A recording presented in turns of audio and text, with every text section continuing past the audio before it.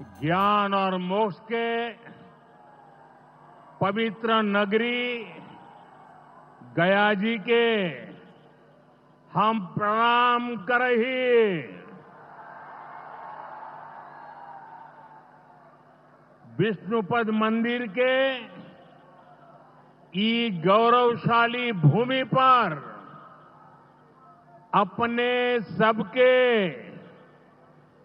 अभिनंदन करत ही बिहार के राज्यपाल आरिफ मोहम्मद खान जी, यहां के लोकप्रिय मुख्यमंत्री नीतीश कुमार जी, केंद्रीय मंत्रिमंडल के मेरे सहयोगी जीतन राम मांझी जी, राजीव रंजन सिंह,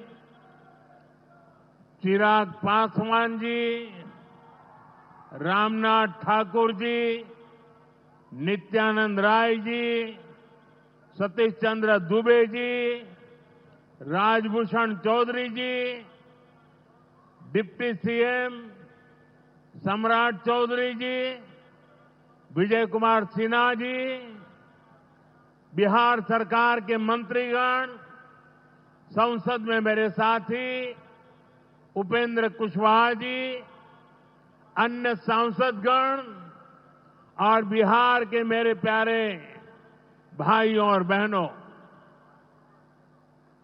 गया जी की ये धरती अध्यात्म और शांति की धरती है। ये भगवान बुद्ध को बोध कराने वाली पावन भूमि है। गया जी की आध्यात्मिक और सांस्कृतिक विरासत बहुत प्राचीन है, बहुत समृद्ध है। यहां के लोगों की इच्छा थी कि इस नगरी को गया नहीं, गया जी कहा जाए। मैं इस निर्णय के लिए बिहार सरकार का अभिनंदन करता हूं। मुझे खुशी है कि गया जी के तेज विकास के लिए बिहार की डबल इंजन सरकार लगातार काम कर रही है। भाइयों बहनों, आज भी गया जी की पावन भूमि से एक ही दिन में 12,000 करोड़ रुपए की परियोजनाओं का लोकार्पण या शिलान्यास हुआ है। इनमें ऊर्जा, स्वास्थ्य और शहरी विकास के जुड़े कई बड़े प्रोजेक्ट्स हैं। इनसे बिहार के उद्योगों को ताकत मिलेगी और युवाओं के लिए रोजगार के नए अवसर भी बनेंगे। मैं इन परियोजनाओं के लिए बिहार के लोगों को बधाई देता हूं। बिहार में बेहतर स्वास्थ्य सुविधाओं के लिए आज यहां हॉस्पिटल और रिसर्च सेंटर का उद्घाटन भी हुआ है। अब बिहार के लोगों को कैंसर के इलाज के लिए एक और सुविधा मिल गई है। साथियों, गरीब के जीवन से मुश्किलें दूर करना, महिलाओं के जीवन को आसान बनाना मुझे जनता जनार्दन का सेवक बनकर यही काम करने में सबसे ज्यादा खुशहाली होती है। जैसे गरीब को पक्का घर देना, साथियों मेरा एक बड़ा संकल्प है। जब तक हर जरूरतमंद को पक्का घर नहीं मिल जाता, मोदी चैन से नहीं बैठेगा।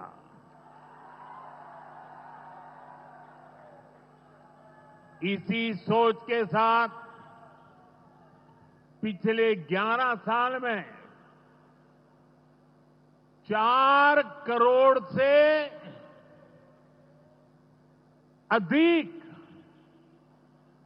गरीबों को पक्के घर बनाकर दे दिए गए।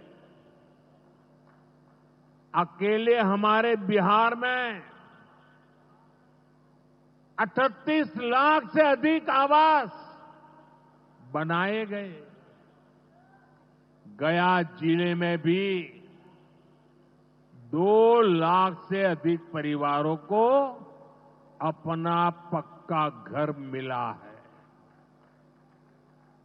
और हमने सिर्फ घर यानी 4 दीवारें नहीं दी, बल्कि उन घरों के साथ गरीब को उसका स्वाभिमान दिया है।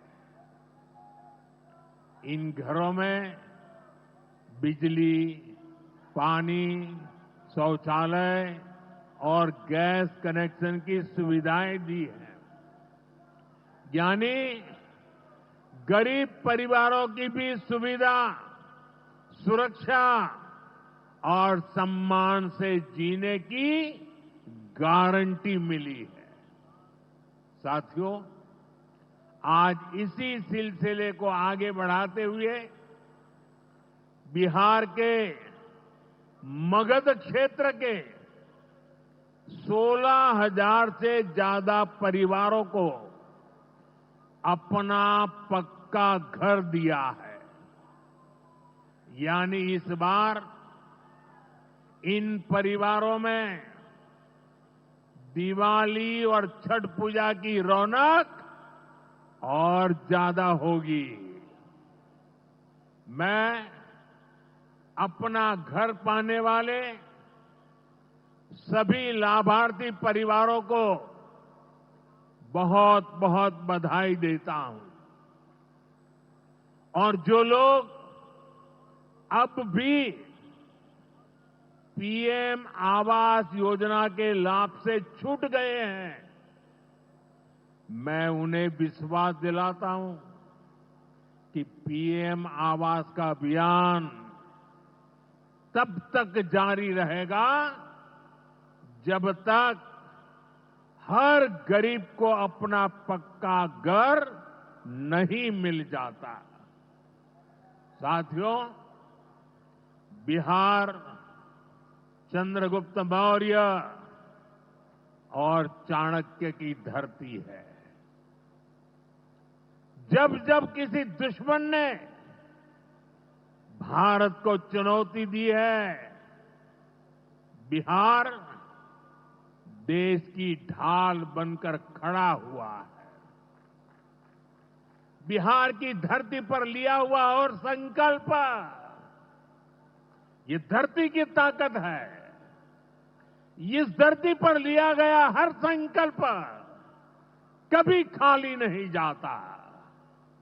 और इसलिए तो भाइयों बहनों, जब कश्मीर के पहलगाम में आतंकी हमला हुआ था, हमारे निर्दोष नागरिकों को उनका धर्म पूछ करके मारा गया, मैंने बिहार की इसी धरती से आतंकवादियों को मिट्टी में मिलाने की बात कही थी। आज दुनिया देख रही है, बिहार की धरती से लिया गया वो संकल्प पूरा हो चुका है। आपको याद होगा, उधर से पाकिस्तान हम पर ड्रोन हमले कर रहा था। मिसाइलें दाग रहा था और इधर भारत पाकिस्तान की मिसाइलों को हवा में तिनके की तरह बिखेर रहा था। पाकिस्तान की एक भी मिसाइल हमें नुकसान नहीं पहुंचा पाई। साथियों, ऑपरेशन सिंदूर ने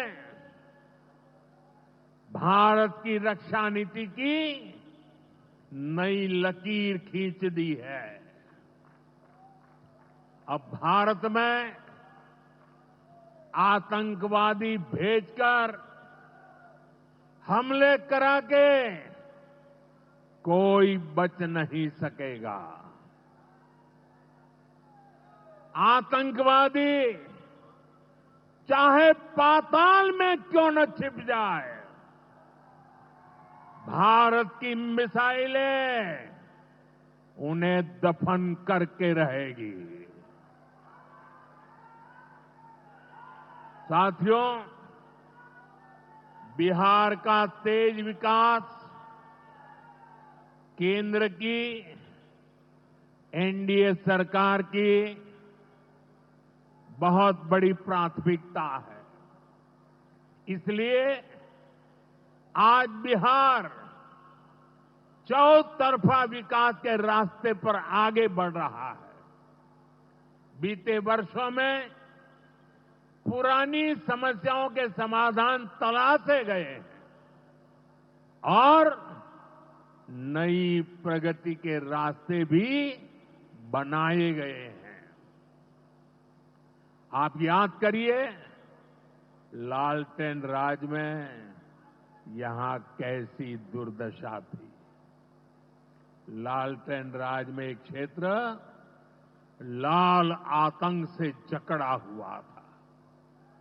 माओवादियों की वजह से शाम के बाद कहीं आना जाना मुश्किल था। गया जी जैसे शहर लालटेन राज में अंधेरे में डूबे रहते थे। हजारों गांव ऐसे थे जहां बिजली के खंभे तक नहीं पहुंचे थे। लालटेन वालों ने पूरे बिहार के भविष्य को अंधेरे में धकेल दिया था। न शिक्षा थी, न रोजगार था। बिहार की कितनी पीढ़ियों को इन लोगों ने बिहार से पलायन के लिए मजबूर कर दिया था। साथियों, बिहार के लोगों को आरजेडी और उनके साथी सिर्फ अपना वोट बैंक मानते हैं। उन्हें गरीब के सुख दुख, गरीब के मान सम्मान से कोई मतलब नहीं है। आपको याद होगा, कांग्रेस के एक मुख्यमंत्री ने मंच से कह दिया था कि अपने राज्य में बिहार के लोगों को घुसने नहीं देंगे। बिहार के लोगों से कांग्रेस की इतनी नफरत, बिहार के लोगों के प्रति इतनी घृणा, और कोई भूल नहीं सकता। कांग्रेस का बिहार के लोगों के प्रति त्याग, जो दुर्व्यवहार देखने के बाद भी यहां आरजेडी वाले गहरी नींद में सोए पड़े थे। भाइयों बहनों, बिहार की एनडीए सरकार कांग्रेस और इंडी गठबंधन वालों के इस नफरती अभियान का जवाब दे रही है। बिहार के बेटे बेटी को यहीं पर रोजगार मिले, सम्मान की जिंदगी मिले, मां बाप की वो देखभाल कर सके, इसी सोच के साथ हम काम कर रहे हैं। अब बिहार में बड़े बड़े प्रोजेक्ट बन रहे हैं। गयाजी जिले के डोभी में बिहार का सबसे बड़ा इंडस्ट्रियल एरिया तैयार हो रहा है। गयाजी में एक टेक्नोलॉजी सेंटर की स्थापना भी की जा रही है। आज ही यहां बक्सर थर्मल प्लांट का, पावर प्लांट का शुभारंभ भी हुआ है।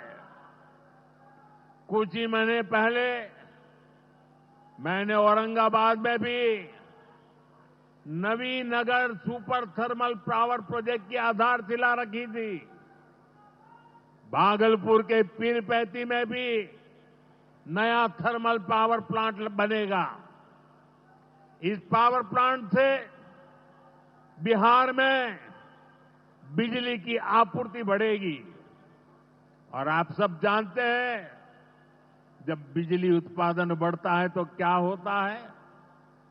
घरों में बिजली की सप्लाई बढ़ती है और उद्योगों को भी ज्यादा से ज्यादा बिजली मिलती है और इससे भी रोजगार के नए मौके बनते हैं। साथियों, बिहार के युवाओं को पक्की सरकारी नौकरी देने के लिए नीतीश जी ने बड़ा अभियान चलाया हुआ है। ये नीतीश जी हैं, तभी यहां शिक्षकों की भर्ती भी पूरी पारदर्शिता से हुई। साथियों, यहां के नौजवानों को ज्यादा से ज्यादा संख्या में बिहार में ही रोजगार मिले,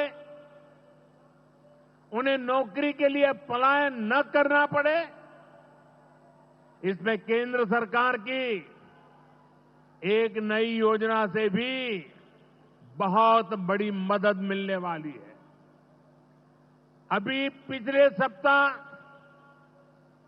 इस 15 अगस्त से ही देश भर में प्रधानमंत्री विकसित भारत रोजगार योजना लागू हुई है।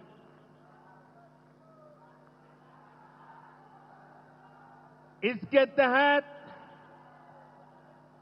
हमारे युवा जब निजी क्षेत्र में पहली नौकरी करेंगे तो केंद्र सरकार उन्हें अपने पास से 15,000 रुपये देगी। जो प्राइवेट कंपनियां युवाओं को रोजगार देगी, उन्हें भी अलग से पैसे सरकार देगी। इस योजना का बहुत बड़ा लाभ बिहार के मेरे युवाओं को भी होगा। साथियों, हमारे देश में कांग्रेस हो, आरजेडी हो, इनकी सरकारों ने कभी जनता के पैसे का मोल नहीं समझा। इनके लिए जनता के पैसे का मतलब रहा है खुद की तिजोरी भरना। इसलिए कांग्रेस आरजेडी की सरकारों में सालों साल तक परियोजनाएं पूरी नहीं होती थी। कोई योजना जितनी थी उतना उसमें ये पैसे कमा लेते थे। अब इस गलत सोच को भी एनडीए सरकार ने बदल दिया है। अब शिलान्यास के बाद कोशिश होती है जल्द से जल्द समय सीमा में उस काम को पूरा करने के लिए सफल प्रयास किया जाए। आज का एक कार्यक्रम इसका भी एक शानदार उदाहरण है। औटा सिमरिया सेक्शन का शिलान्यास करने का सौभाग्य बिहार के लोगों ने मुझे दिया था। और आप लोगों की कृपा देखिए, आप लोगों का प्रेम देखिए कि जिस ब्रिज का शिलान्यास आपने मुझे करने के लिए कहा, आज इसका लोकार्पण करने का अवसर भी आपने मुझे दिया है। ये पुल सिर्फ सड़कों को नहीं, पूरे उत्तर और दक्षिण बिहार को जोड़ने का काम करेगा। जो भारी वाहन पहले गांधी सेतु से होकर 150 किलोमीटर का लंबा चक्कर काटते थे, अब सीधा रास्ता पाएंगे। इससे व्यापार तेज होगा, उद्योगों को ताकत मिलेगी और तीर्थयात्रियों का भी पहुंचना आसान होगा। विकास के जिन प्रोजेक्ट की नींव एनडीए सरकार में रखी जाती है, वो पूरा होकर रहेंगे, ये बात पक्की है। साथियों, एनडीए की डबल इंजन सरकार यहां रेलवे के विकास के लिए भी तेजी से काम कर रही है। अमृत भारत स्टेशन योजना के तहत गयाजी रेलवे स्टेशन को आधुनिक बनाया जा रहा है। इससे गयाजी रेलवे स्टेशन पर यात्रियों को एयरपोर्ट जैसी सुविधाएं मिलेगी। आज गया वो शहर है जहां राजधानी, जनशताब्दी और made in India Vande Bharat ट्रेनों की सुविधा उपलब्ध है। गयाजी, सासाराम, प्रयागराज, कानपुर होते हुए दिल्ली तक सीधा कनेक्शन बिहार के युवाओं को, यहां के किसानों को, यहां के व्यापारियों के लिए नई संभावनाएं बना रहा है। भाई और बहनों, आपके आशीर्वाद से, देश के अटूट भरोसे के कारण साल 2014 में प्रधानमंत्री के तौर पर शुरू हुआ मेरा सेवा काल, ये सेवा काल निरंतर जारी है। इतने वर्षों में हमारी सरकार पर भ्रष्टाचार का एक भी दाग नहीं लगा। जबकि आजादी के बाद कांग्रेस की सरकारें जो 60-65 साल तक सरकार में रही है, उनके भ्रष्टाचार की लंबी लिस्ट है। आरजेडी का भ्रष्टाचार तो बिहार का बच्चा बच्चा जानता है। मेरा साफ मानना है कि भ्रष्टाचार के विरुद्ध लड़ाई को अगर अंजाम तक पहुंचाना है तो कोई भी कार्रवाई के दायरे से बाहर नहीं होना चाहिए। आप सोचिए, आज कानून है कि अगर किसी छोटे सरकारी कर्मचारी को 50 घंटे तक हिरासत में रख दिया तो अपने आप वो सस्पेंड हो जाता है। ड्राइवर हो, छोटा क्लार्क हो, प्यून हो, उसकी जिंदगी हमेशा हमेशा के लिए तबाह हो जाती है।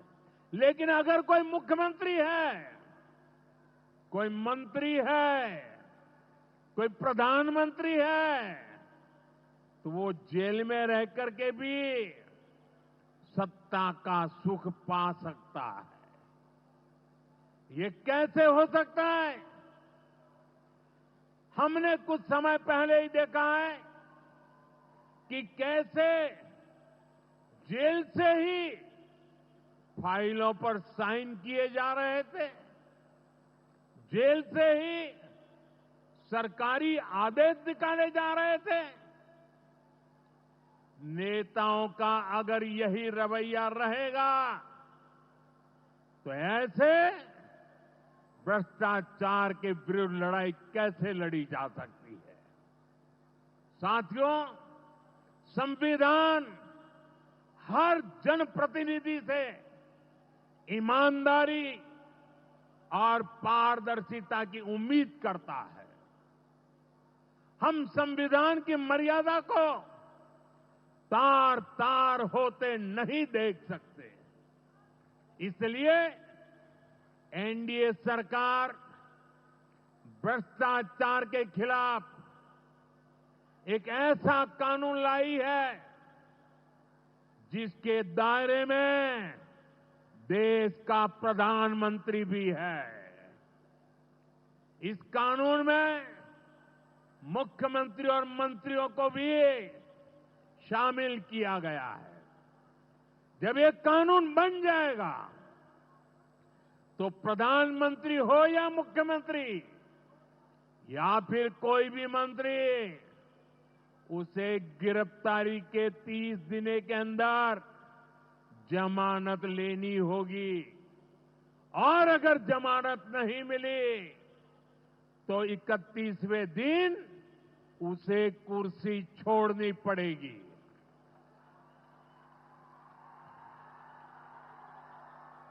आप कहिए भाइयों, जो जेल जाए उसने कुर्सी छोड़नी चाहिए कि नहीं छोड़नी चाहिए? क्या वो कुर्सी पर बैठे रह सकता है क्या? क्या वो सरकारी फाइलों पे साइन कर सकता है क्या? क्या जेल में से कोई सरकार चला सकता है क्या? और इसलिए ऐसा सख्त कानून बनाने की तरफ हम आगे बढ़ रहे हैं।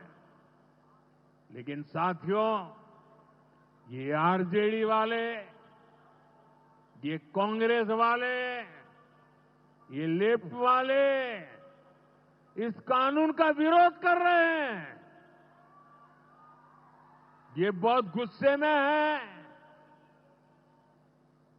और कौन नहीं जानता उनको किस बात का डर है। जिसने पाप किया होता है वो अपने पाप को दूसरों से छुपाता है, लेकिन खुद को भीतर से जानता है कि क्या खेल खेला है। इन सब का भी यही हिसाब है। ये आरजेडी और कांग्रेस वाले कोई बेल पर बाहर है, कोई रेल के खेल में अदालत के चक्कर लगा रहा है, और जो जमानत पे बाहर घूम रहे हैं भी आज इस कानून का विरोध कर रहे हैं। इन्हें लगता है कि अगर जेल चले गए तो इनके सारे सपने चकनाचूर हो जाएंगे, और इसलिए सुबह शाम ये लोग मोदी को भांति भांति की गाली दे रहे हैं और इतने बौखलाए हुए हैं कि इस जनहित के कानून का विरोध कर रहे हैं। हमारे राजेंद्र बाबू, बाबा साहब आंबेडकर ने कभी सोचा भी नहीं था, कभी कल्पना भी नहीं की होगी कि सत्ता के भूखे लोग भ्रष्टाचार करेंगे और जेल जाने पर भी कुर्सी से चिपके रहेंगे। लेकिन अब भ्रष्टाचारी जेल भी जाएगा और उसकी कुर्सी भी जाएगी। भारत को भ्रष्टाचार से मुक्त होने का संकल्प देश के कोटि कोटि लोगों का है। ये संकल्प सिद्ध होकर रहेगा। साथियों, मैंने लाल किले से एक और खतरे की बात की है, और ये खतरा बिहार पर भी है। देश में घुसपैठियों की बढ़ती संख्या चिंता का विषय है। बिहार के सीमावर्ती जिलों में तेजी से डेमोग्राफी बदल रही है। इसलिए एनडीए सरकार ने तय किया है कि देश का भविष्य घुसपैठियों को नहीं तय करने देंगे। घुसपैठियों को बिहार के युवाओं के रोजगार नहीं छीनने देंगे। जिन सुविधाओं पर भारतीय लोगों का अधिकार है, उस पर घुसपैठियों को डाका नहीं डालने देंगे। इस खतरे से निपटने के लिए मैंने डेमोग्राफी मिशन शुरू करने की बात कही है। बहुत जल्द ये मिशन अपना काम शुरू करेगा। हम हर घुसपैठियों को देश से बाहर करके ही रहेंगे। आप मुझे बताइए, एक घुसपैठियों को निकालना चाहिए कि नहीं निकालना चाहिए? क्या ये घुसपैठिए आपका रोजगार छीनने आपको मंजूर है? एक घुसपैठिया आपकी जमीन पे कब्जा कर ले आपको मंजूर है? एक घुसपैठिया आपका हक छीन ले आपको मंजूर है? बिहार के आप सभी लोग देश के भीतर बैठे घुसपैठियों के समर्थकों से भी सावधान रहिए। जान जाइए कौन घुसपैठियों के साथ खड़ा है। कांग्रेस और आरजेडी जैसे दल बिहार के लोगों का हक छीनकर घुसपैठियों को देना चाहते हैं। तुष्टीकरण के लिए, वोट बैंक को बढ़ाने के लिए कांग्रेस आरजेडी वाले कुछ भी कर सकते हैं, कितने ही नीचे जा सकते हैं। इसलिए बिहार के लोगों को बहुत सतर्क रहना है। साथियों, हमें हमारे बिहार को कांग्रेस आरजेडी की बुरी नजर से बचाकर रखना है। बिहार के लिए ये समय बहुत अहम है। बिहार के युवाओं के सपने पूरे हो, बिहार के लोगों की आकांक्षाओं को नई उड़ान मिले, इसके लिए केंद्र सरकार और नीतीश जी के साथ हम कंधे से कंधा मिलाकर बिहार के कल्याण के लिए काम कर रहे हैं। बिहार में विकास की गति बनी रहे, इसके लिए डबल इंजन की सरकार लगातार मेहनत कर रही है। आज के विकास प्रोजेक्ट इसी दिशा में महत्वपूर्ण कदम है। मैं एक बार फिर इन परियोजनाओं के लिए बिहार को बहुत बहुत बधाई देता हूं। मेरे साथ बोलिए, भारत माता की, भारत माता की, भारत माता की। बहुत बहुत धन्यवाद।